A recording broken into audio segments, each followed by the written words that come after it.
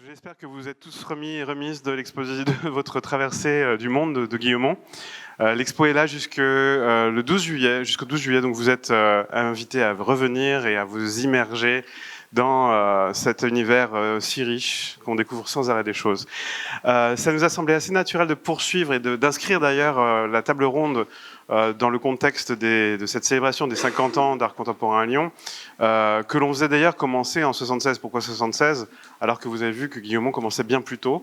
On avait gardé la date de l'ELAC, parce que l'idée aussi, c'était de célébrer les institutions. Parmi ces institutions, une qui nous est très chère dans le contexte du travail de Jean-Claude Guillaumont, c'est bien évidemment le Cap Saint-Fond.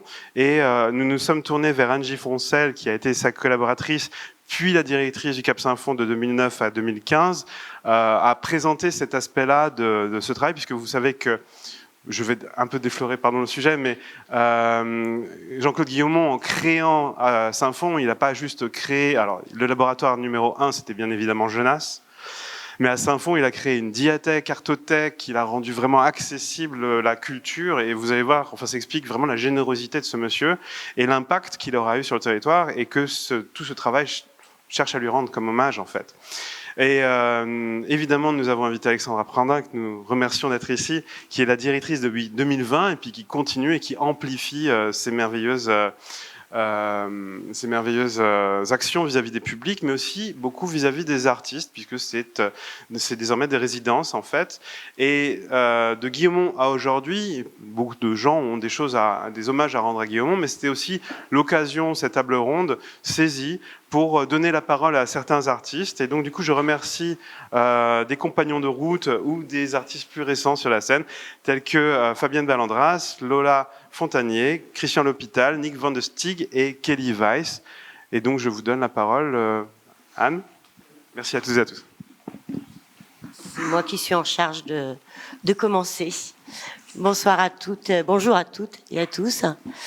Donc oui, le musée m'a chargé en tout cas j'ai l'honneur pour commencer, ou la lourde tâche, je sais pas, de résumer en 10 minutes l'histoire du Cap, qui a déjà donc l'histoire du Centre d'art plastique de Saint-Fond, comme on l'appelait à l'époque, qui est une histoire qui a déjà été un petit peu abordée, donc je pense que j'irai assez vite.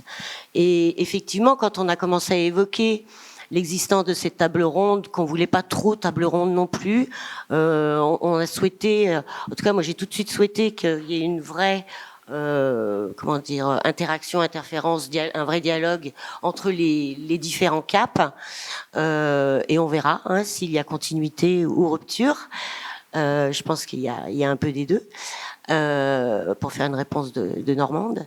Mais on avait aussi beaucoup envie de donner la parole aux artistes, justement, d'avoir un peu leur perception de ce lieu et comment, à divers titres, ils ont pu vivre ce lieu. Et puis bien sûr, on vous laisse la parole quand vous avez envie d'intervenir pour qu'il y ait justement un vrai dialogue avec nous, avec tout le monde. Alors, comme vous l'avez déjà entendu, je suis désolée, je vais peut-être, comme le sujet a été un tout petit peu déjà défloré, je vais peut-être me répéter, et peut-être répéter des choses que vous avez déjà entendues hier. Et on en a peu parlé hier matin, ça c'est sûr. Bon, peut-être hier après-midi, je pouvais pas y être. Donc le Centre d'art plastique de Saint-Fond, actuellement Cap Centre d'art de Saint-Fond, a été fondé en 1986 sous l'impulsion des années Lang. C'est pas très original, mais enfin bon, il y avait une véritable effervescence à cette époque. C'était un peu déjà la deuxième vague, mais quand même, ça fait partie des premiers centres d'art fondés mais pas le premier, fondé dans l'agglomération. Et donc c'est sous l'impulsion, sous la volonté de la municipalité de l'époque socialiste. Et comme beaucoup de municipalités à l'époque, on l'a un peu oublié, mais contrairement à ce qu'on disait parfois hier, il y a quand même eu l'art contemporain avait quand même le vent en poupe et c'était assez prestigieux d'avoir son centre d'art contemporain à l'époque. Ça n'a pas duré, dès les années 90, c'était fini. Mais quand même, il y a eu comme ça une vague de fondations. Et effectivement, Christian Bernard, que vous avez entendu hier, qui était le conseiller art plastique de la DRAC à l'époque, connaissait bien la programmation de la maison des expositions de Genasse que Jean-Claude avait donc fondée avec, on y reviendra, avait fondé avec son épouse Colette.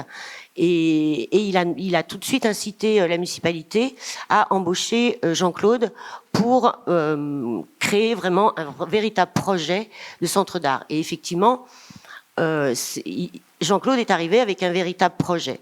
Alors, à l'époque, le modèle des centres d'art était plutôt les Kunsthalle, les Kunstvereine allemandes, mais aussi, comme je crois que c'est Thierry Raspail l'a rappelé hier, il y avait ce fameux modèle du centre Pompidou. Et à moindre, et de façon moindre, peut-être le CAPC de Bordeaux aussi, qui naissait. Et Jean-Claude répétait souvent, en plaisantant qu'à moitié, qu'il avait toujours voulu faire de Saint-Fond un petit Beaubourg, un petit centre Pompidou. Alors bon, Jean-Claude, comme on le sait, pouvait être parfois emphatique, mais il n'avait pas la folie des grandeurs. Donc il a tout à fait les choses en fonction des moyens, qui n'étaient pas moindres non plus à l'époque. À l'époque, on avait pas mal de moyens proportionnellement à la dimension des lieux. Et donc, il a doté ce qui l'intéressait dans ce projet Beaubourg, enfin résumé par Beaubourg, je pense que c'était dans une visée encore très encyclopédique, universaliste de l'époque, c'était de se doter du maximum d'outils d'accès à l'art contemporain.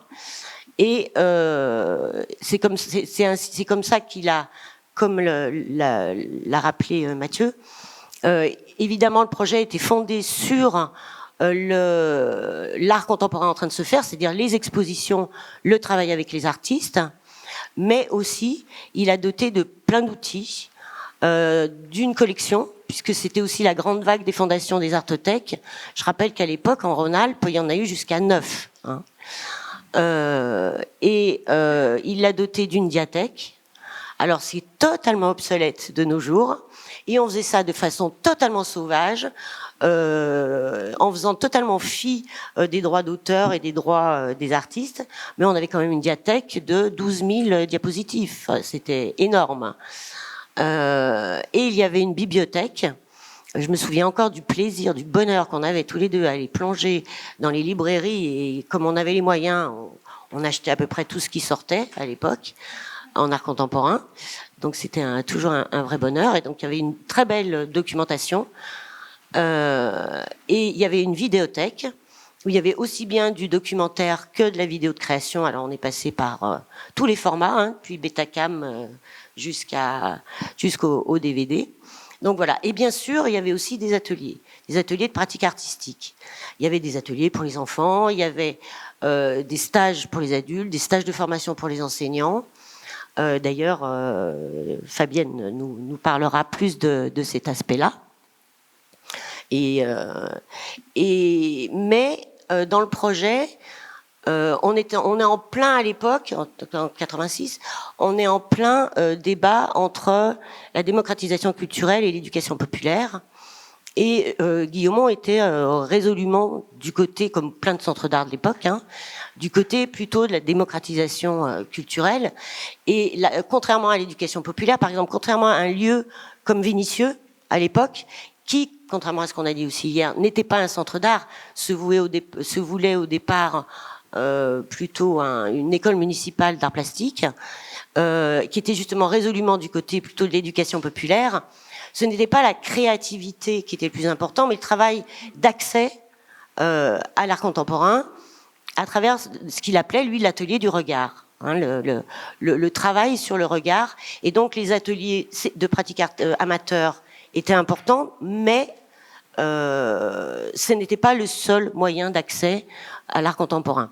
J'insistais un petit peu là-dessus parce qu'on va peut-être en reparler ensuite, justement, quand je passerai la parole à Alessandra. Voilà, pour résumer, je pense, le projet de Saint-Fond. Alors, tout ça a été mené par ça n'a pas changé, Alessandra. C'était mené par une toute petite équipe de 3 ou 4 personnes. Alors, oui, on n'a jamais été plus de 4. 3 et demi, 4. Ce qu'on peut dire, c'est que Saint-Fond n'a pas été, comme je le disais, le premier des centres d'art.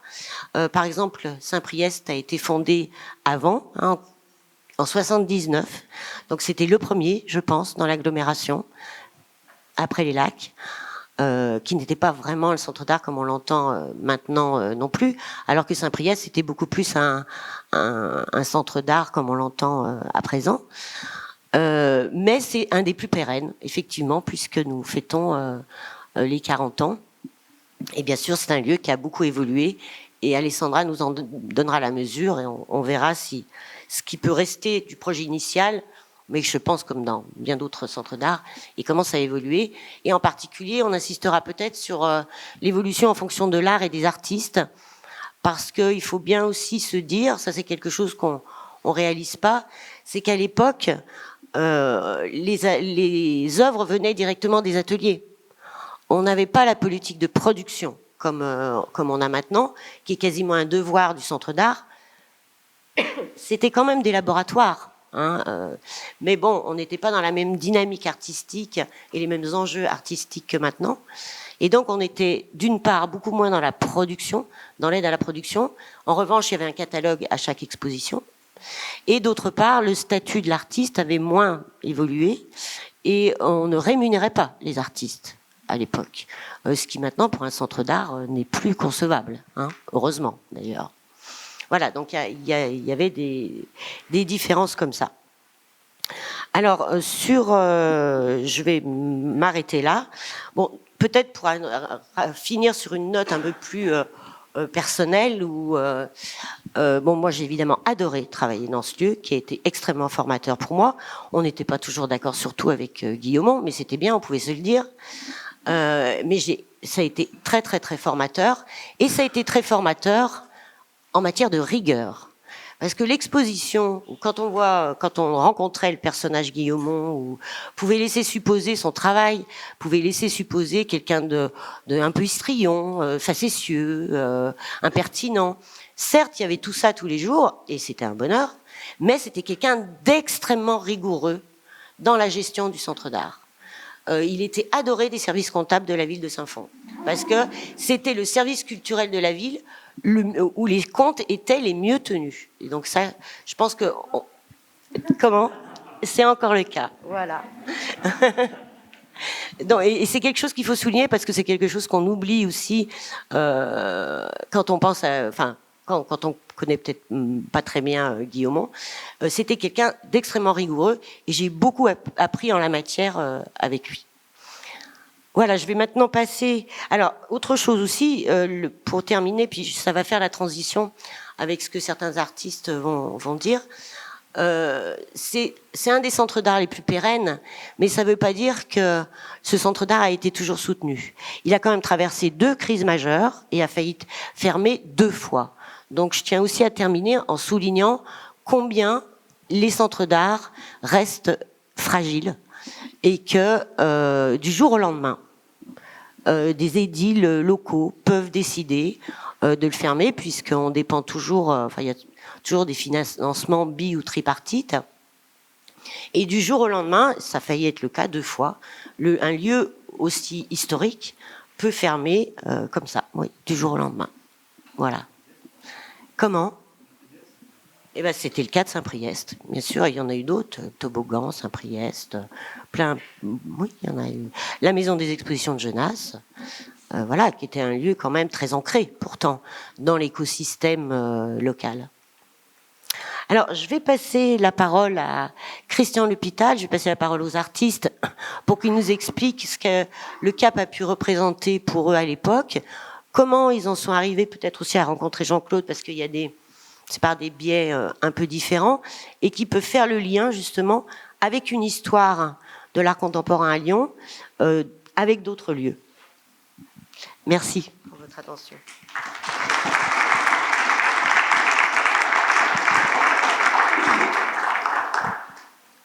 Suite à la rencontre d'hier à l'École des Beaux-Arts, j'ai repensé cette nuit, lors d'une insomnie, à un livre de Boris Vian qui s'intitule « Vie parallèle », écrit par Noël Arnaud. Et je trouvais que c'était un bon rapprochement à faire entre le travail de Jean-Claude en tant qu'artiste et puis tout l'intérêt qu'il avait pour les artistes. Donc moi, je rencontre Jean-Claude au XXe siècle, dans un siècle où il n'y avait pas de téléphone portable ni d'ordinateur.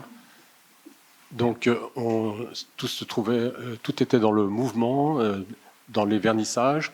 Et il me semble qu'un jour, je pense, j'ai vu d'abord en 76 l'exposition à Traboul 91, dans la montée de la Grande Côte. Et puis ensuite à l'Olave, et je pense que c'est à l'Olave ou à l'Élac, je ne me souviens pas, qui, en me croisant comme ça, il me dit je vais t'exposer, il faut que je vienne te voir. Donc, il est venu à l'atelier, hop, il a regardé et ça a démarré. Et pour moi, c'était véritablement un essor, bien évidemment, qui s'enchaînait avec d'autres lieux, c'est-à-dire que tout arrivait un petit peu rapidement. À l'Élac, il y avait Jean-Claude qui m'avait dit ça, mais il y a aussi Thierry Raspail qui me dit je vais ouvrir le musée, je vais t'exposer. Michel Bertrand qui travaille à l'Urdelin qui me dit il faut venir faire des pièces, des lithos à l'atelier Urdelin. Donc pour moi c'est tout un monde un petit peu imbriqué, lié bien évidemment au travail artistique, mais aussi à une passion, une énergie et un rapport avec un rapport extrêmement ténu entre le plaisir, le désir de travailler et puis d'être tout le temps dans un mouvement, quoi, vraiment un flux très très important. Et si je parle de flux, je pense aussi à Fluxus qui, mine de rien, m'intéressait et m'intéresse toujours beaucoup, et ainsi que Jean-Claude Guillaumont et Thierry Raspail. Voilà. Donc je ne sais pas si... Ta première exposition. Pardon. Ta première exposition était à Genasse, n'est-ce pas? Et ensuite, tu as rapidement eu une exposition au tout début de Saint-Fond. Oui, exact. Ma première exposition était à Genasse. Mais bon, quoi dire de plus, si ce n'est que, même si c'était ancré localement, il me semble que Jean-Claude Guillaumont, c'était le ici et maintenant qui primait. Et je me souviens, par exemple, je vais faire une petite anecdote, raconter une petite anecdote. J'ai rencontré par hasard Michel Portal, qui vient de mourir récemment. Michel Portal, musicien de jazz, et que Jean-Claude aimait beaucoup. Et Michel Portal, c'était une vingtaine d'années, je le croise, c'était dans un magasin un marchand de vin, et il était en train de choisir une bouteille. Je le reconnais. Il me dit rien, on se regarde, et je lui dis vous jouez où ce soir? Plutôt lui demander voilà, qu'est-ce que vous faites, je sais pas quoi. Vous jouez où ce soir? Et Michel Portal a fait je joue là, donc à l'instant même. Et je trouve que je peux le relier avec Jean-Claude Guillaumont, le je joue là.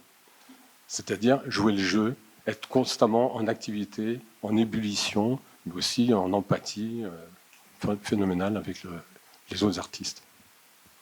Donc Genasse fut important parce que c'est aussi là où, quand je suis arrivé, il était très très content. J'arrive au vernissage, il fonce vers moi, il me dit Christian Bernard vient de passer, il réserve une pièce, il y aura un achat du FRAC, ça venait de commencer.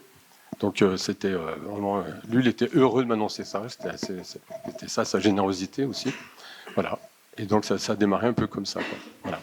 Au fil du temps, au fil des années, les vernissages, les discussions interminables, l'écoute de la musique, le marais grappé, tout ça faisait que c'était un ensemble extrêmement tumultueux et plein de vertiges. Voilà.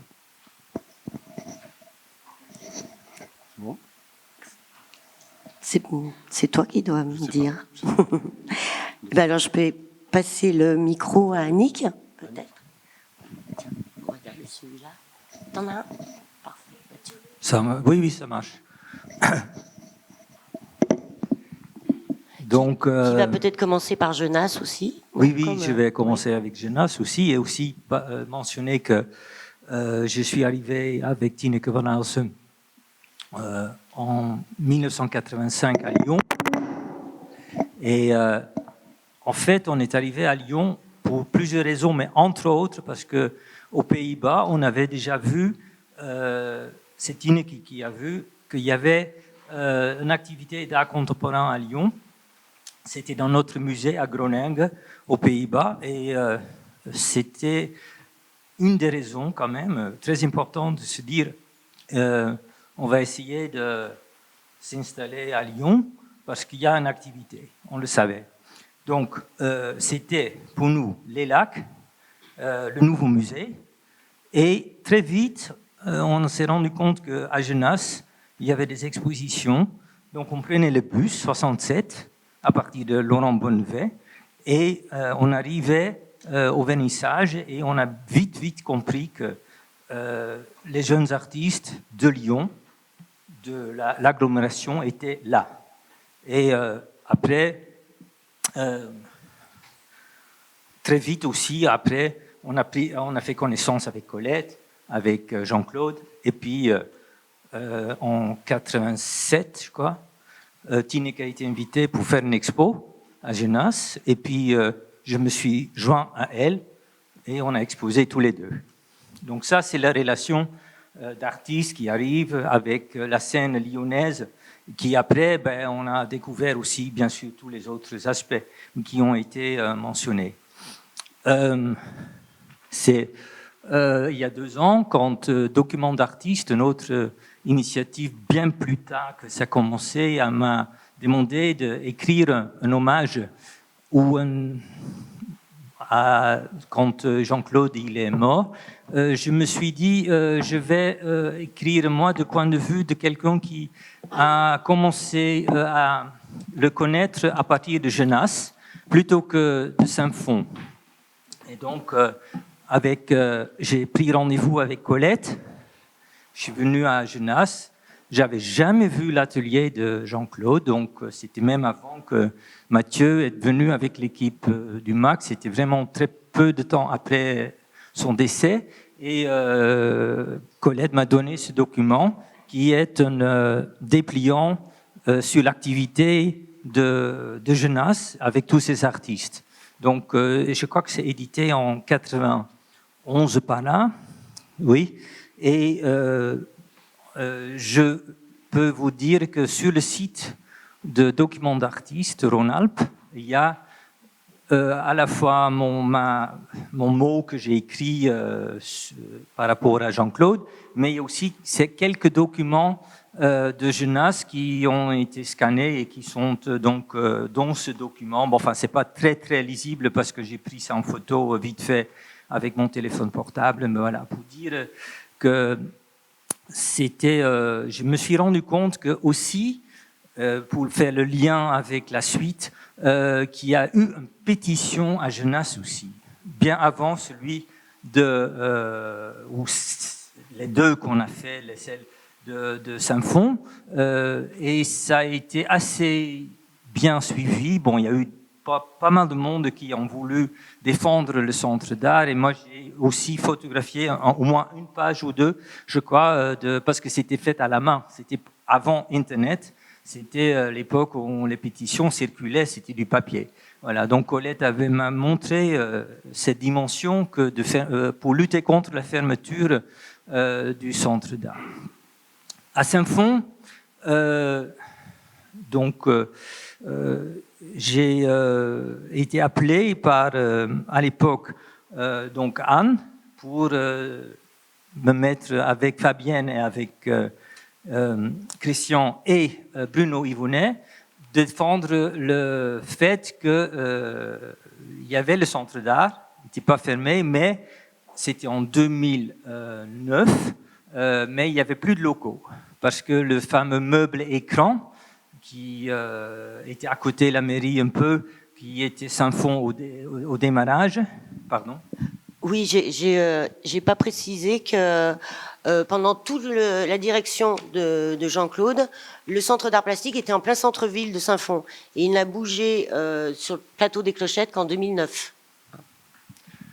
Et donc, on a bricolé une pétition qui s'appelle SOS Cap, pour lutter contre cette disparition qui n'était pas actée en fait. C'était juste plus de locaux. Et donc, qu'est-ce qu'on fait un centre d'art sans locaux quand on ne peut plus faire des expos? Donc, à l'époque, c'était un maire socialiste, je crois. Et notre pétition a été une réussite. On l'a mis sur Internet et j'ai trouvé sur des webarchive.org encore, on trouve des choses incroyables de l'époque. Donc, on avait fait un petit texte et on a eu 1617 signatures, qui est quand même, surtout pour l'époque, c'était pas encore vraiment la mode de toutes les pétitions tous les jours, 3 ou 4 à signer. Et donc, et puis ça a aidé cette action parce que le Centre d'art a déménagé direction les Clochettes et a donc continué son action avec Anne comme directrice. Et ensuite, en 2016, rebelote, j'ai été appelé à nouveau pour éventuellement bouger pour faire une autre action parce que le centre d'art était menacé de fermeture. Là, c'était plus, les locaux étaient donc bien là et c'était, on était invité par Madame le maire, je me souviens. On a fait une pétition qui n'a pas eu le même succès populaire qu'en 2009. On a eu presque 1000 signatures et ce qui est drôle, que la pétition est toujours en ligne parce qu'on avait choisi avec Fabienne Pinalori, avec Olivier Bosson, et puis, bon, enfin, on a un comité de soutien, je pourrais lire tous les noms. C'était plus large parce qu'on avait aussi rajouté des habitants de Saint-Fond pour ramener, c'est aussi à une nécessité de la population, hein, pas seulement des artistes qui défendent le centre d'art, mais aussi les habitants. Donc, il y avait Pascal Poulain aussi, je vois là, dans ce comité. Et finalement, ça a quand même aidé parce que le centre d'art existe toujours. Bon, Andy. C'est pas tout à fait la même version, mais c'est pas grave. Bon. Je pense que c'était là où ça a vraiment aidé la première fois. Mais la deuxième fois, je pense que tout simplement, on était en alternance politique constamment, ce qui est encore le cas. Et chaque fois que ça changeait de bord politique, eh bien, la nouvelle équipe voulait fermer. Et cette fois-là, je suis partie et ils ont pu embaucher leur directeur. Et ça a beaucoup aidé à ce que ça reste Nicolas Oduro. Et il fallait qu'ils puissent embaucher leur directeur et mettre leurs pattes. Ça, quand même, dans les petites communes, ça fonctionne souvent comme ça. C'était d'ailleurs aussi l'aspect qu'on ne maîtrisait pas en tant qu'artiste. Ouais, politique. Moi, je me souviens qu'on est allés tous au feu de Madame le maire. À Saint-Fond, il y avait Jean-Claude, il y avait Colette, et puis on a manifesté de manière un peu bruyante, un peu happening, Fluxus, pendant les vœux du maire. C'était assez cocasse. Ouais, je me souviens. Juste pour terminer, parce qu'après ça va être trop long, j'ai aussi une autre casquette qui est celui de prof aux Beaux-Arts de Lyon. Et Saint-Fond, plus que Genasse, parce que ça c'est vrai que j'ai jamais fait, mais Saint-Fond a été toujours pour moi une destination pour amener les étudiants.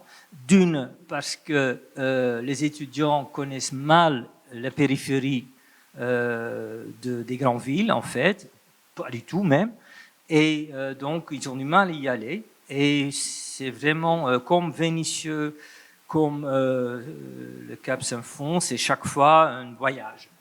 Et puis, c'est un voyage qui est important parce que c'est souvent quand même les expositions avec des artistes qui ont peu de décalage en âge.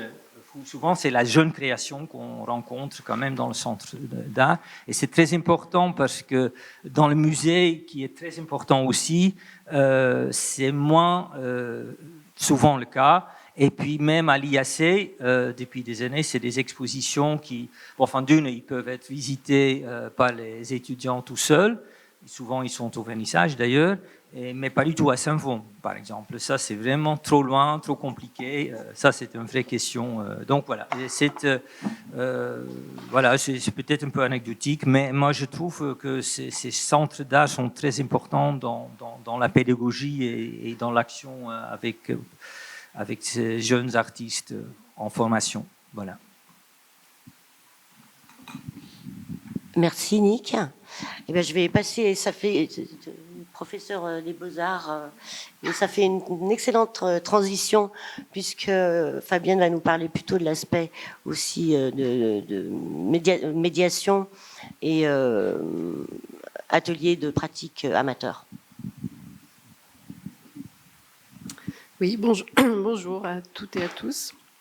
Moi, je vais me placer du point de vue, alors je vais remonter à des années un petit peu plus récentes, qui sont plutôt milieu-fin des années 90, au moment où moi-même je sortais de l'école des Beaux-Arts de Lyon. Et donc c'est un peu du point de vue de l'apprenti artiste que je vais parler aujourd'hui, puisque je me suis fait embaucher par le Cap Saint-Fond, à l'époque c'était le Centre d'art plastique de Saint-Fond, comme pour le périscolaire et pour les ateliers du regard. Donc je connaissais évidemment le Centre d'art plastique avec les expositions que j'allais voir, et donc la rencontre avec le Cap, c'était la rencontre évidemment avec Jean-Claude, ce grand personnage très intimidant et très chaleureux à la fois. Je dois dire que pour moi, la rencontre a aussi été celle d'Anne Giffon, ici présente, puisque depuis, elle suit mon travail de manière extrêmement régulière. Elle m'a exposé plusieurs fois dans divers lieux et a écrit aussi sur mon travail. Donc ça a été vraiment crucial pour moi de travailler là-bas. Le centre, les ateliers qui étaient au Centre d'art plastique de Saint-Fond avaient cette particularité de se dérouler dans le centre de Saint-Fond, ce qui n'était pas le cas des autres ateliers périscolaires. Ça signifiait que tous les enfants avec lesquels je travaillais traversaient les expositions, voyaient les moments parfois de montage, le bazar qu'il y avait dans les montages, voyaient ce qui se passait à l'intérieur du centre. Et voilà, moi, ça a été assez important pour moi d'avoir cette relation-là. Je dois dire que Jean-Claude était assez attentif aussi au fait que des jeunes artistes qui sortaient de l'école avaient des moyens limités et donc avaient insisté, je me souviens très bien de cette discussion, sur le fait qu'il rajoutait l'atelier du regard de mercredi à la même personne qui faisait le périscolaire pour assurer un minimum de salaire à ce jeune artiste, à cette jeune artiste que j'étais à l'époque.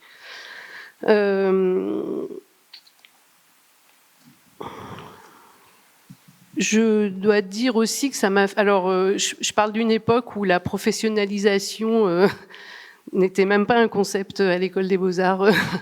On n'avait même pas de stage, je crois. Donc, moi, ça a été un peu mon apprentissage professionnel, hein, le fait de voir tous ces montages d'exposition, d'avoir des discussions là-dessus.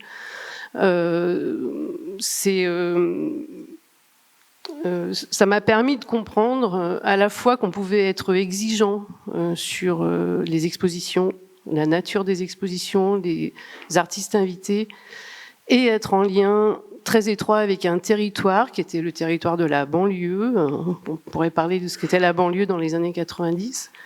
Et pour moi, je pense que ça a été fondateur, sans doute que ça a touché quelque chose qui était déjà préexistant, mais ce travail avec les publics qui a été une des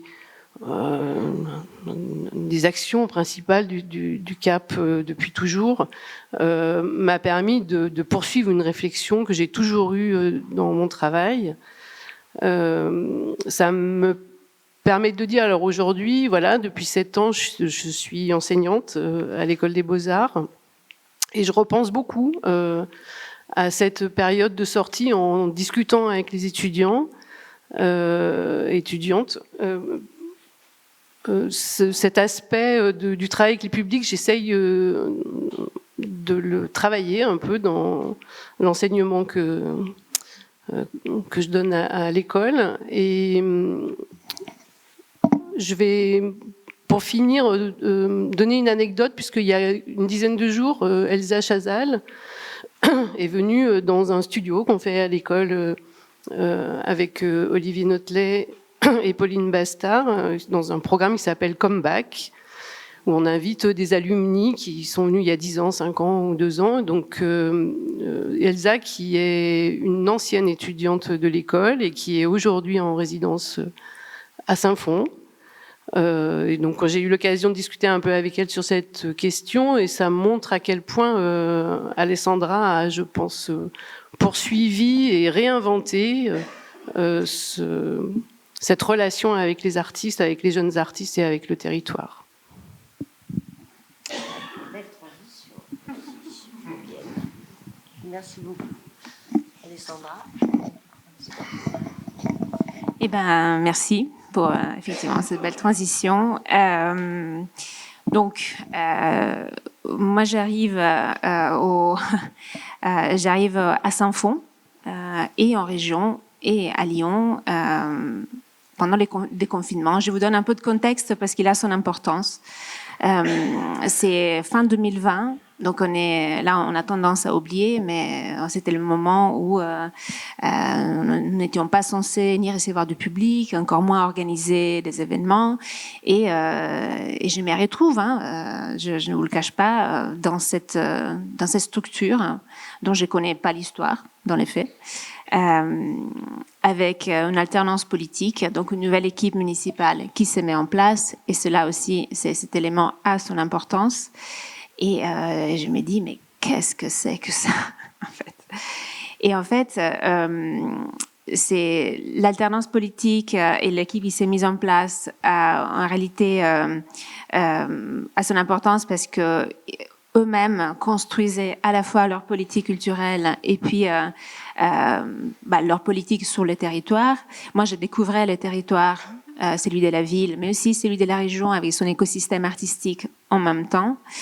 Et c'est vrai que la sensation vraiment d'arriver à cet endroit, c'était en fait il y a plein de possibles. C'était vraiment la volonté, l'envie surtout de prendre toutes les contraintes qui étaient là, qui sont dues à effectivement Nick le disait, la distance, le fait que l'endroit il soit repéré, oui, mais compliqué d'accès, la contrainte politique de cette nouvelle équipe qui se mettait en place, la contrainte de la ville. Qui change aussi, qui n'est pas tout à fait le même sans fond que celui de la fondation du Centre d'Art. Donc tous ces éléments-là, qu'à premier regard étaient, c'était quand même des complexités, des difficultés à surmonter. Et je pense sont devenus vite en réalité des possibles. C'était l'idée de décider de lire tous ces éléments comme non pas comme des contraintes, mais comme de points stimulants, comme des points à travailler et à orienter là où c'était possible. Donc faire des contraintes de points de force. Par exemple, à titre comme anecdote, aujourd'hui quand je contacte les artistes pour les inviter au Centre d'Art pour une exposition ou autre, et je dois décrire la ville de Saint-Fond, j'ai dit imaginez une synthèse de pas toutes, mais beaucoup quand même de problématiques de nos débats d'ordre de société, socio-économique, environnementaux. Imaginez tout ça condensé dans un petit territoire en périphérie d'une grande ville. Voilà, ça c'est sans fond. Vous pouvez décider d'être terrifié par tout cela ou bien décider de l'utiliser véritablement comme un terrain de jeu, comme un terrain d'étude, comme un terrain de travail. Et je pense que les artistes de La Fontanier et Kelly Weiss qui sont ici avec nous aujourd'hui vont pouvoir peut-être aussi parler de cela. Donc voilà mon début, en tout cas mon arrivée au Centre d'Art, avec une histoire, celle du Centre d'Art qui a été très bien décrite, que moi je connaissais peu, mais qui a quand même laissé ses traces. Et il y avait une mémoire au sein de la ville, au sein des personnes qui avaient été impliquées à différentes manières, à différentes étapes de la vie du Centre d'Art. Il y a eu cette transmission, en tout cas, de l'histoire du Centre d'Art, de la figure de Jean-Claude Guillaumont, que malheureusement, je n'ai jamais eu la chance de rencontrer, car à mon arrivée, il était déjà, je pense, pas en très bonne santé. En tout cas, voilà, cette rencontre ne s'est pas faite. Mais tout ce qu'il a mis en place, tout ce que les centres d'art représentaient à l'échelle du territoire et au-delà, les batailles et les pétitions que les artistes avaient portées pour le sauvegarder, voilà, tout ça en fait était présent, il y a eu une vraie transmission qui a été faite. Moi, j'ai découvert tout cela, et je pense que ça a nourri aussi ma manière de vivre, d'habiter les centres d'art et de construire du coup le programme et les projets artistiques et culturels comme je l'imaginais. Et que, pour répondre un peu à ce que tu disais, Anne, je trouve qu'il se place plus dans la continuité de tout ce qui a été fait et mis en place plutôt que dans la rupture. Donc aujourd'hui, le Centre d'art fait partie du réseau national des centres d'art. Il est reconnu à la fois pour sa programmation artistique, mais aussi pour le travail qu'il fait dans les territoires avec les habitants et pour le travail qui est mené avec et auprès des artistes. Nous avons une programmation internationale. Ça aussi, c'est quelque chose qui était déjà présent, tout en œuvrant et tout en soutenant les artistes de la région et les artistes du territoire. Donc une programmation qui se veut ambitieuse, de 4 plus expositions par an, et l'exposition représente effectivement un des piliers de projet artistique. L'autre est le travail qui est fait avec les publics, auprès des publics, dans les territoires, avec une double casquette, avec quand même une manière d'être à la fois très ancré dans un territoire, être présent au quotidien, dans un travail de longue haleine, du quotidien, mais avec une envie aussi de rayonner bien au-delà du territoire de la commune, et donc territoire métropolitain, régional et même national, international, avec nos collaborations, nos partenariats et nos projets en itinérance. Un autre marqueur fort qui vient à la fois de mon parcours en tant que commissaire d'exposition et que le Centre d'art m'a permis de développer davantage est le format de la résidence d'artistes comme un marqueur fort de la programmation et qui effectivement répond à ce que tu disais. Oui, il y a une différence effectivement par rapport à comment on travaille avec les artistes dans les missions des centres d'art, de tous les centres d'art, donc le CAP ne fait pas exception. Il y a une idée de soutien à la création, la diffusion effectivement des œuvres et une sensibilisation, une sensibilisation à l'art contemporain. Dans la partie soutien à la création, il y a effectivement cet aspect de production. D'accompagner les artistes dans la production de leurs œuvres, dans le développement de leurs projets. L'exposition n'est que un aspect, une possibilité pour mettre en œuvre cet accompagnement. Donc la résidence et l'effet d'arriver au centre d'art qui, oui, effectivement, il est décentré, il n'est pas en centre-ville, il faut un petit voyage à chaque fois, un petit périple pour y arriver, mais l'avantage, c'est qu'il y avait des espaces dans ces locaux qui n'étaient pas prévus, qui n'étaient pas construits pour accueillir un centre d'art, c'était les locaux de l'ancien lycée technique construit à la fin des années 70, 80, pour 83, voilà, 83, pour former les jeunes ouvriers qui seraient ensuite partie dans la vallée de la chimie, donc en contrebas de la colline où est installé les centres d'art. Ces locaux, pas du tout pensés pour un lieu d'art, pas du tout pensés pour un lieu d'exposition, donc qui ont quelques désavantages, mais qui ont aussi l'avantage d'avoir énormément d'espace qui n'était pas, en tout cas au moment de mon arrivée, qui n'était pas exploité. Et donc là, l'envie d'imaginer des formats de résidence d'artistes pour faire en sorte que les artistes invités puissent passer le plus longtemps possible, plus de temps possible dans le centre d'art, dans les territoires, à la fois pour développer leurs projets, donc la production, l'accompagnement dont on parle, mais aussi pour montrer, donc tu parlais tout à l'heure de l'art en train de se faire. Bon, en fait, il faut donner les lieux, l'espace pour pouvoir montrer cette démarche, pour pouvoir montrer l'artiste au travail et pour pouvoir lui donner effectivement les moyens de développer, de créer tout en étant sur place.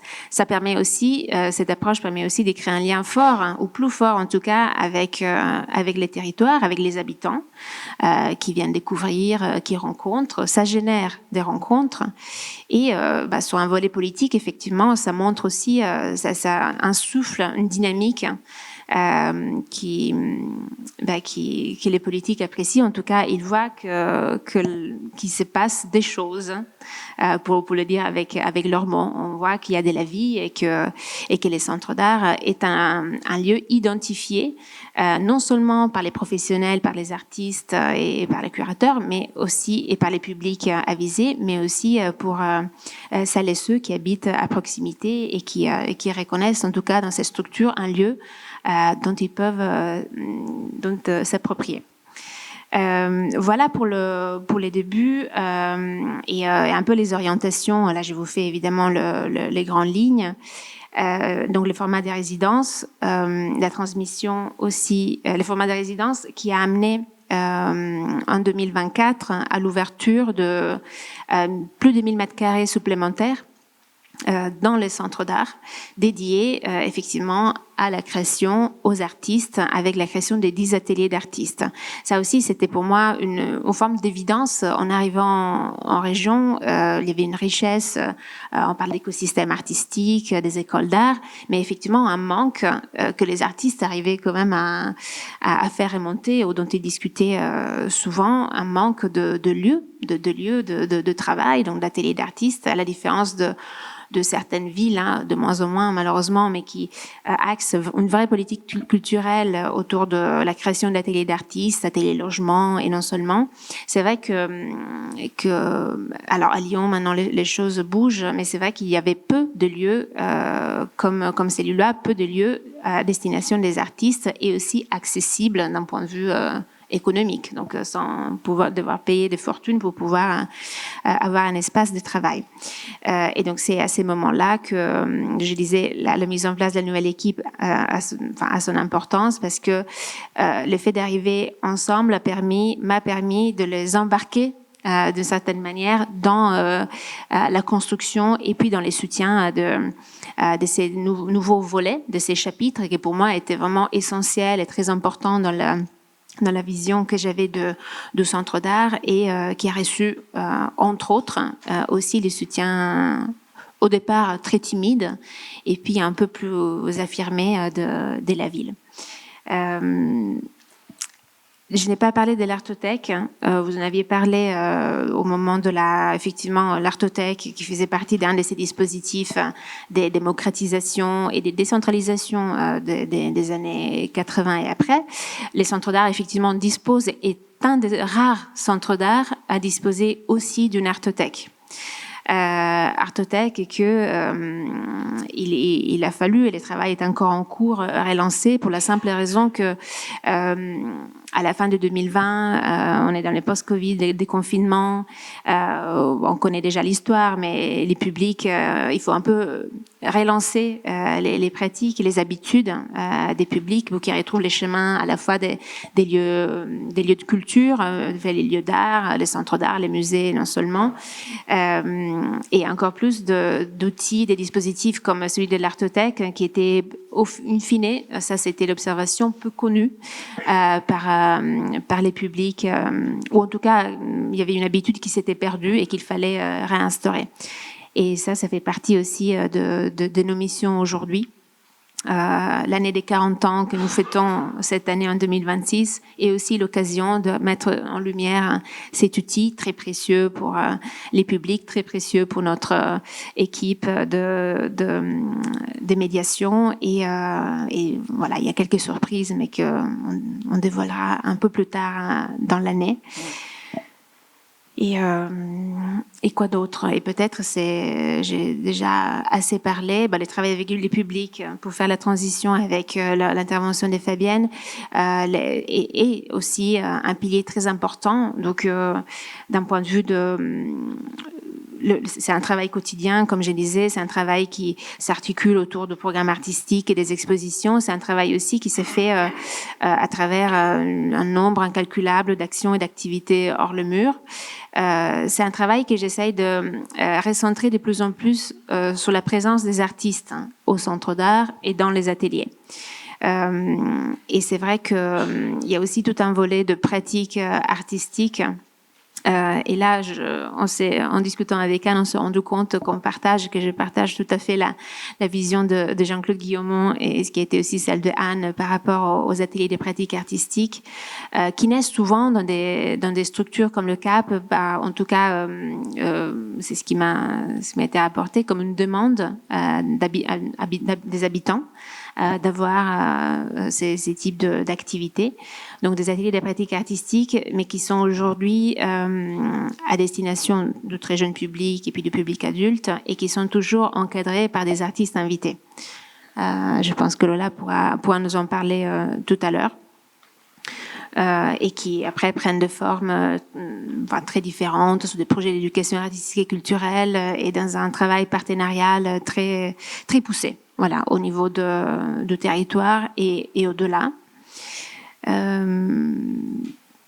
Les centres d'art aujourd'hui, avec l'ouverture des ateliers d'artistes, représentent le deuxième pôle au niveau si on parle de mètres carrés, dédié à la diffusion et à la création de l'art contemporain. Deuxième pôle au niveau métropolitain, après l'IAC. Donc je pense que voilà, on peut être content de fêter ces 40 ans d'existence. Les ateliers, du coup, grand moment pour nous dans l'écriture d'un chapitre, d'un autre chapitre de centre d'art. Mais je passe peut-être la parole à mes collègues, à Kelly Weiss et à Lola Fontanier, pour parler de celles qui sont les implications de ces nouveaux chapitres et ces nouvelles vies de centre d'art. Merci.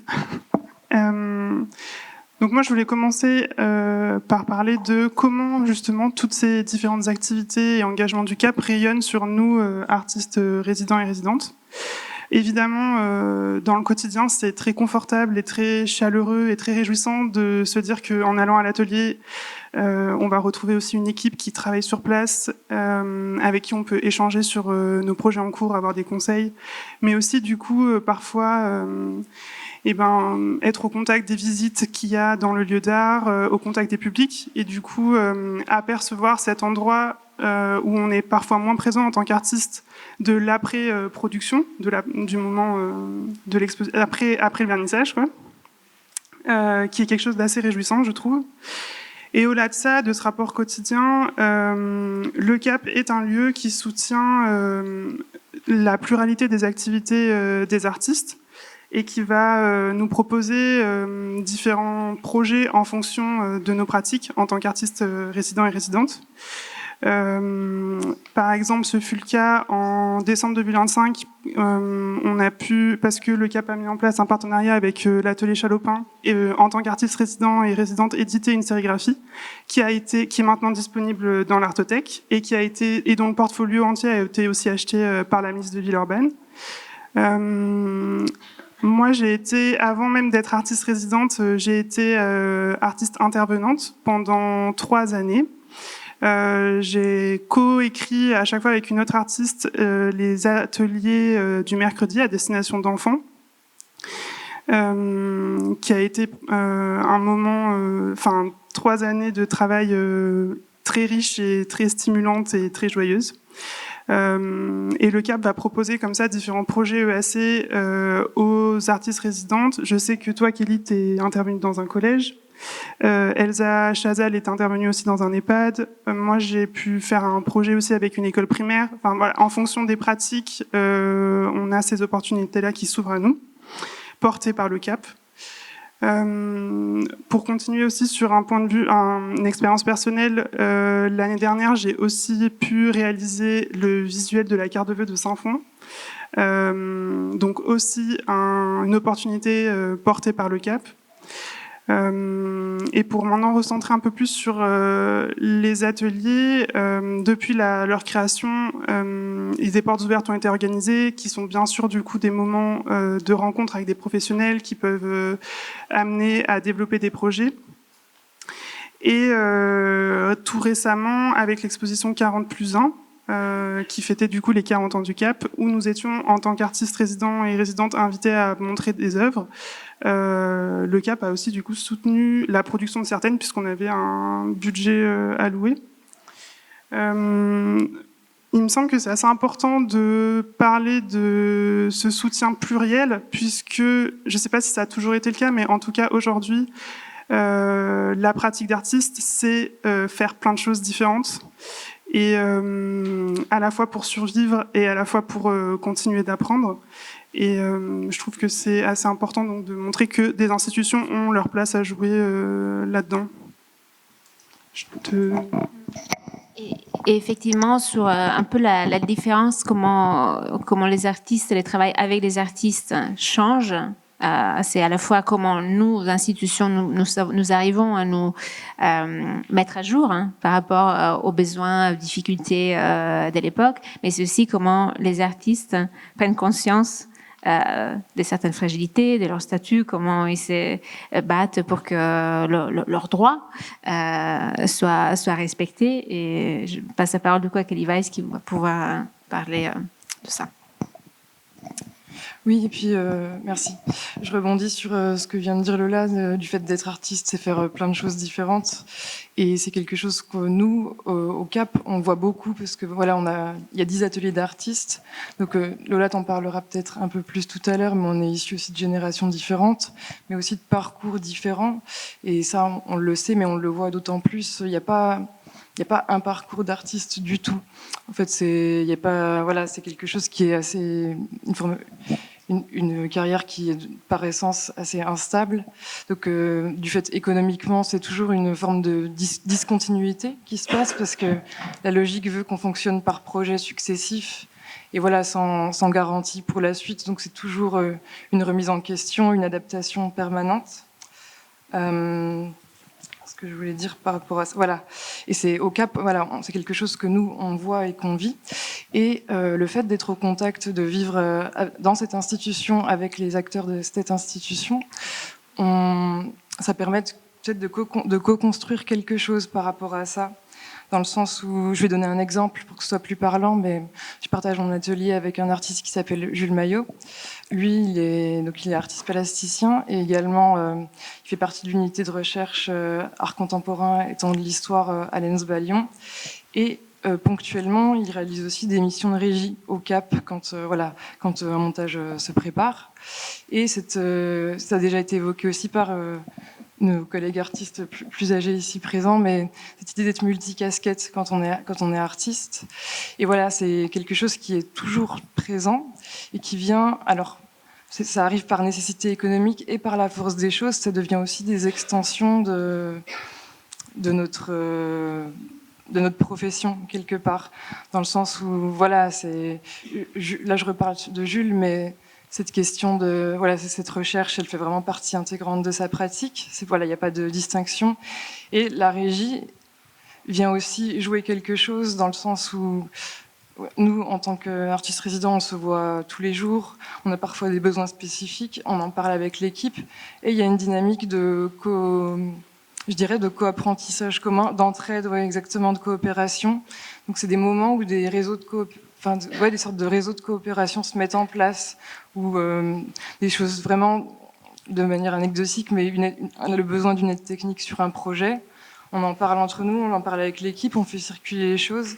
Et voilà, c'est des choses qui ne sont pas préméditées, qui ne sont pas régies par un système, mais qui arrivent de manière un peu organique, je dirais, dans les ateliers, et qui nourrit cette dynamique-là. Ce que je pourrais dire aussi par rapport justement à la précarité de ces statuts, c'est quelque chose dont on parle beaucoup entre nous et avec l'équipe.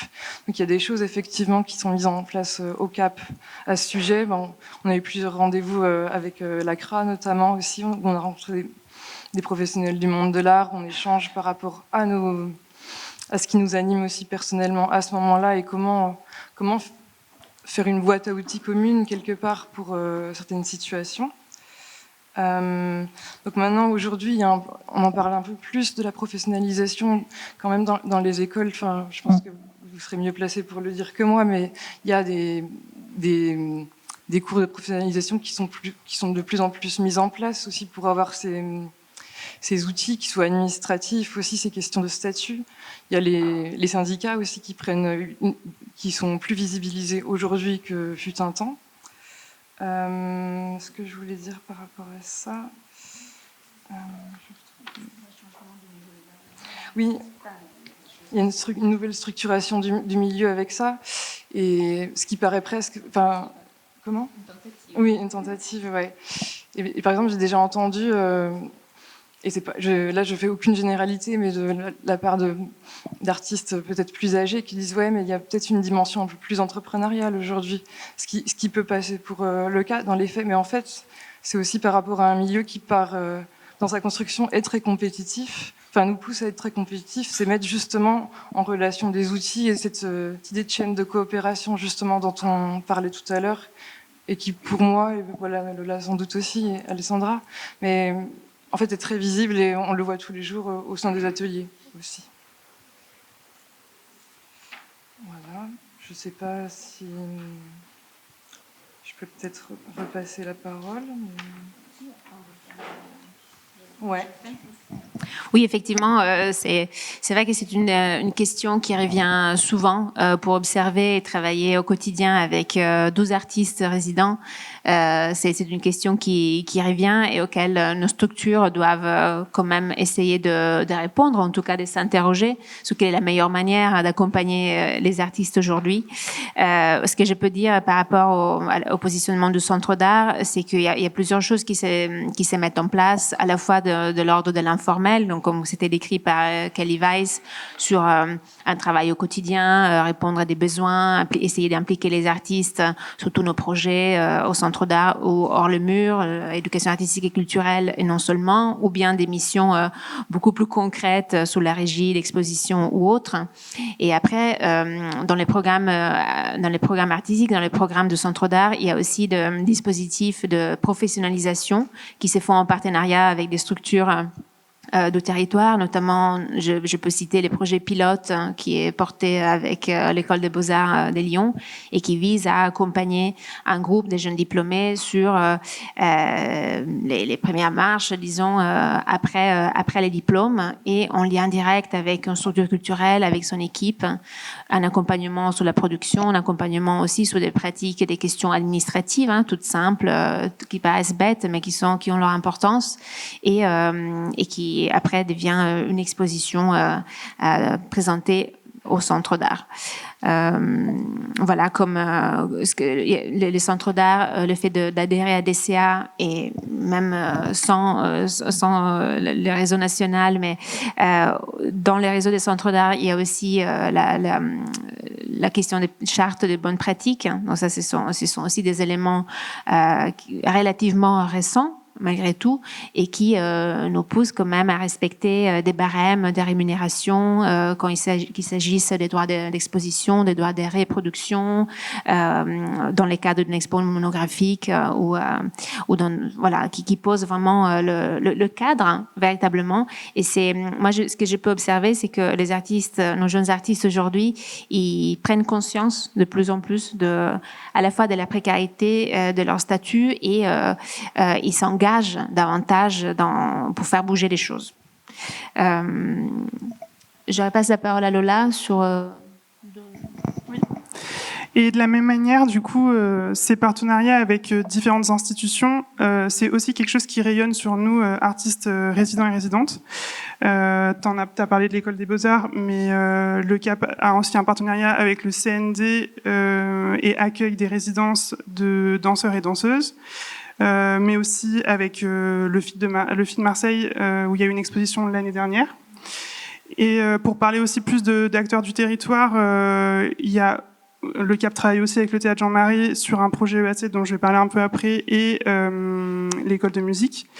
Et donc ces partenariats, ces dialogues avec d'autres structures artistiques appartenant aussi à d'autres milieux artistiques, c'est pour moi quelque chose personnel, là pour le coup un peu plus personnellement très enrichissant, puisque étant une artiste qui a une pratique de la performance qui parfois se chevauche avec le spectacle vivant, et ben, être au contact de ces structures-là, c'est quelque chose de très enrichissant. L'année dernière, donc, il y a eu le projet Escapade, qui est un projet EAC en partenariat avec le Théâtre Jean Marais, 4 structures du territoire. Et donc, en tant qu'artiste intervenante, ce projet-là m'a permis de rencontrer l'équipe du théâtre, d'être au contact d'une metteuse en scène. Donc, voilà, des expériences très enrichissantes. Et lorsque j'étais aussi artiste intervenante des ateliers du mercredi en 2023, avec une autre artiste qui s'appelle Alice Marie Martin, on a pu faire quelques ateliers avec les enfants dans l'école de musique. Et donc à nouveau, proposer des pratiques où nous aussi on est en apprentissage, à la fois d'autres métiers, mais aussi d'autres médiums. Et ces choses-là vont rayonner en fait à la fois donc sur nous en tant qu'artistes, mais aussi sur les publics et sur ce que nous on est en capacité de proposer au public. Ensuite, je voulais parler de cette histoire de génération, de différentes générations, qui est quelque chose peut-être de plus informel, mais nous, artistes résidents, donc on est 12, et nous ne sommes pas du tout un groupe homogène. Nous avons des pratiques assez différentes. Et c'est une grande richesse que de pouvoir comprendre et toucher les enjeux de production en fonction des médiums et les cercles de diffusion en fonction des médiums qui sont pas les mêmes. En fait, on va pas travailler avec les mêmes lieux en fonction de notre travail artistique, même si les choses ne sont pas figées et sont amenées à évoluer. Je pense que c'est une assez grande richesse que de être au contact d'artistes qui évoluent à d'autres endroits. Et par extension, ça fonctionne aussi avec le fait que nous ne provenons pas de la même génération. Il y a des artistes résidentes qui sont tout fraîchement diplômés. Kelly et moi, on est diplômés de 2020. Et il y a des artistes, par exemple Jean-Julien Ney, qui est diplômé de 2014. Et à nouveau, ces différences permettent de nous croiser les récits, de croiser des réseaux d'expériences et de créer de la solidarité, de l'entraide, et je pense nous permet d'étoffer aussi notre compréhension et la cartographie de notre milieu professionnel. Voilà.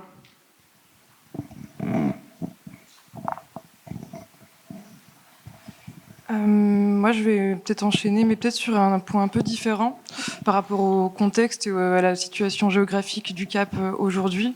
Donc, Anne, tu l'as évoqué tout à l'heure aussi, mais voilà, maintenant, depuis 2009, il est situé sur le plateau des Clochettes, donc face à la vallée de la Chimie. Et c'est, comme l'a dit Alessandra aussi, c'est un endroit qui condense aussi beaucoup de problématiques actuelles. Et c'est vrai que c'est quelque chose qui interroge, on ne peut pas être neutre en y étant, je trouve, tous les jours. Et ça a toujours été, effectivement, c'est quelque chose qui est toujours, forcément, le contexte influe toujours sur la création d'une manière ou d'une autre, que ce soit pas forcément dans les formes, mais également dans le dialogue avec les acteurs locaux, voilà. Mais voilà, en tout cas, dans mon travail personnel, c'est assez fort, et pas que, en tout cas, je vais prendre ça pour exemple, ainsi que la pratique d'autres artistes. Par exemple, ouais, cette pratique contextuelle, ouais. Là, pour l'exemple, l'année dernière, il y avait un duo d'artistes qui s'appelle Cholo Quintley, qui avait été invité par le Cap et qui a réalisé qui font des sculptures en béton et qui ont pris quand même comme point d'inspiration beaucoup d'éléments en allant marcher dans la vallée de la Chimie. On en parlait aussi, ça a été évoqué tout à l'heure, mais en fait, c'est un endroit qui est relativement enclavé aussi. Enfin, on y parvient par transport en commun, mais c'est pas une route qui est la plus aisée. Et effectivement, il y a assez souvent cette question de la marche. Enfin, moi, c'est mon cas personnellement où je prends le train le matin pour aller à Saint-Fond, puis je marche jusqu'au plateau des Clochettes. Effectivement, je vois le paysage de la vallée de la Chimie tous les jours. Et voilà, et toutes les questions que ça implique, voilà, ça cristallise beaucoup de choses. Et donc, c'est vrai que c'est un lieu qui force quelque part à des degrés différents, mais à se situer à l'intérieur. Enfin, on est vraiment au contact de ces dynamiques, de ces politiques-là qui influent. Je me permets juste de t'interrompre parce que je suis particulièrement ravie d'entendre une jeune artiste justement réagir, ou des jeunes artistes réagir autant à ce contexte qui pour moi était, enfin en tout cas quand j'étais à la direction, pour moi qui était vraiment une composante très importante du projet du CAP. Donc je suis ravie de voir que voilà, cet intérêt peut perdurer au-delà des décennies. Et puis c'est peut-être lié à quelque chose, mais voilà, c'est pour l'anecdote, mais je viens d'une zone périurbaine entre Belfort et Montbéliard, donc qui est aussi un lieu qui cristallise d'autres choses, qui sont pas les mêmes d'ailleurs, mais en tout cas qui agit aussi comme un catalyseur de désindustrialisation qui est arrivée. Voilà, donc on est sur d'autres problématiques, mais en tout cas ces territoires qui sont quand même marqués par des choses. Et voilà, et ça va être autant, voilà, justement, cette question de, je vais peut-être me répéter un peu, mais cette question de la marche aussi qui amène, je finis par ma pratique, après j'arrête de parler de moi, mais au départ, je fais plutôt de la peinture et de l'installation. Et j'ai toujours, je ramasse des matériaux en fait que je trouve, et ici c'est particulièrement fort, et notamment aussi par l'architecture même du CAP, qui est un ancien lycée technique aussi. Donc on a des éléments comme ça qui reviennent. Je sais pas, je pense, c'est difficile à voir sur le diaporama parce qu'il circule, mais ça va être ces verrières aussi en polycarbonate, voilà, que je vais réutiliser, des choses aussi. Et qui, quelque part, en tout cas pour ma part, après je m'arrête, mais qui forme une sorte de compte-rendu sensible d'un environnement et d'un contexte qui est là. Et ça, cette question de se situer, elle est aussi là, je pense pour Lola aussi, quand par rapport à qui on s'adresse et par rapport au public aussi, les ateliers avec les publics qu'on réalise, donc voilà, le CAP s'est positionné sur cette question d'une rencontre avec des artistes et et c'est cette manière-là aussi d'échanger, que ce soit interagir, je dirais, avec le paysage, avec les habitants, avec les structures qui sont autour. Merci beaucoup. Effectivement, le territoire, vous l'avez bien compris, vous l'avez bien senti, est présent. La ville, cette vallée de la chimie, tout ce qu'elle amène et toutes les transformations, parce que comme je disais tout à l'heure, ce n'est pas le même environnement qu'il y a 10, 15, 20, 30, 40 ans.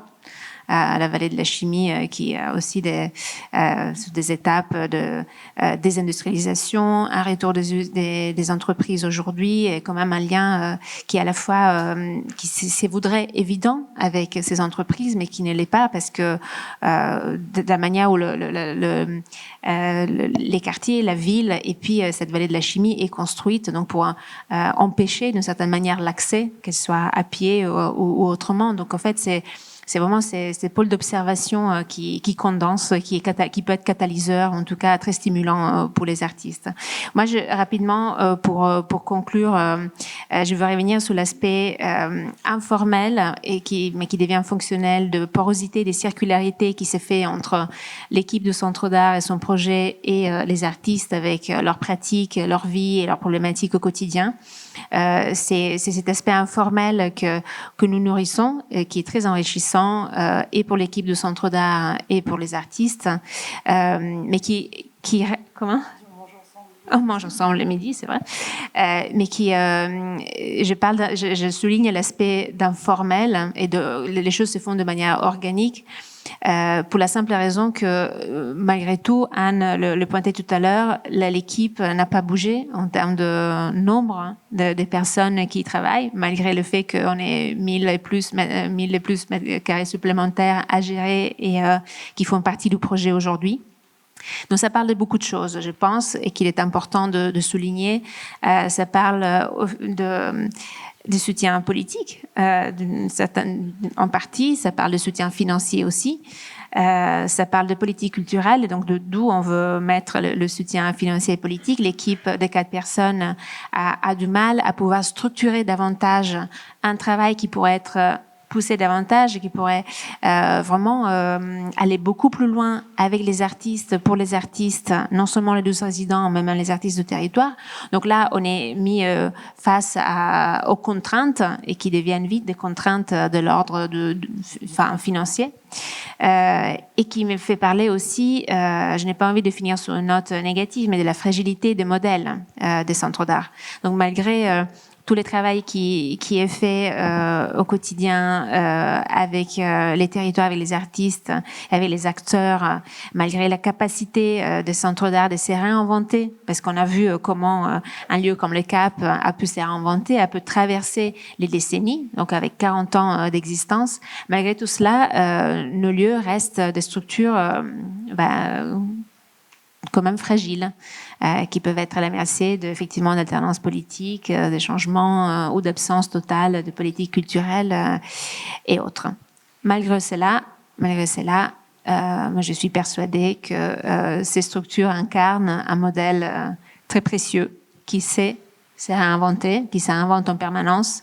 On a parlé de laboratoires au début, on a parlé d'expérimentation. Ce sont des lieux qui arrivent à rester, le Cap arrive à rester expérimental, être en lien avec son temps, malgré les bouleversements, malgré les tempêtes que nous traversons. Donc cette capacité de réinvention constante, qui est à la fois une nécessité politique, mais j'ai envie de penser c'est plutôt pour une nécessité poétique. Voilà. Donc merci pour ces échanges.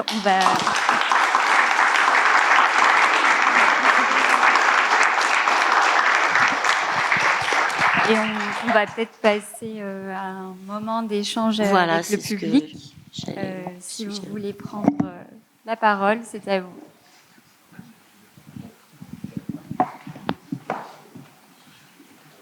Oui, bonjour, c'est un beau récit poétique, mais je reviens sur juste les derniers mots, la géopolitique.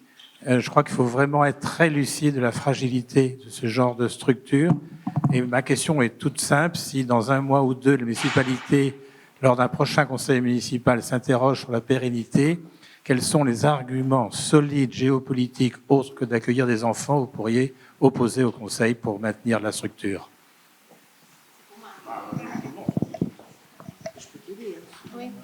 Je pense qu'on peut répondre à 2 voix. Moi, je viens de vivre une alternance politique qui est en cours, enfin une nouvelle équipe qui s'est mise en place au vu des dernières élections. Donc, le conseil municipal est passé, donc tout est OK en tout cas pour cette année, mais c'est vrai que la frayeur se répète et revient tous les ans. Alors, les arguments sont multiples. Les chiffres parlent et donc il y a un gros travail qui est fait si vous me passez le mot, de pédagogie, qui est fait auprès de nos élus et de nos équipes municipales. La fréquentation du centre d'art a doublé a été multipliée fois 10 dans les dernières années. Si la ville devait retirer complètement son soutien financier, c'est sûr que, je ne vais pas mentir, ce serait une catastrophe. Mais c'est aussi un travail qui s'est fait au quotidien. Et ça, quand on parlait de modèles des centres d'art, peut-être c'est sur ça qu'on pourrait parler aussi. Et Anne, tu pourras m'aider là-dessus. Les profils des directeurs de centres d'art sont de plus en plus amenés à se spécialiser aussi dans la recherche de soutien. Que ce soit du mécénat, que ce soit du financement extérieur. On est de plus en plus amené à ça. Pour vous donner un ordre d'idée, aujourd'hui, la ville soutient, parce que évidemment, il y a les locaux et il y a les salaires de l'équipe, mais toute la partie artistique, c'est un travail que l'équipe fait à travers des demandes de subventions et à travers des partenariats, des coproductions et du mécénat. Donc, je n'exagère pas quand je vous dis qu'aujourd'hui, la presque totalité de budgétaire dédié à l'artistique, en fait, vient de l'extérieur, vient d'ailleurs, vient d'un travail qui est fait pour assurer cette continuité-là et ces principes-là.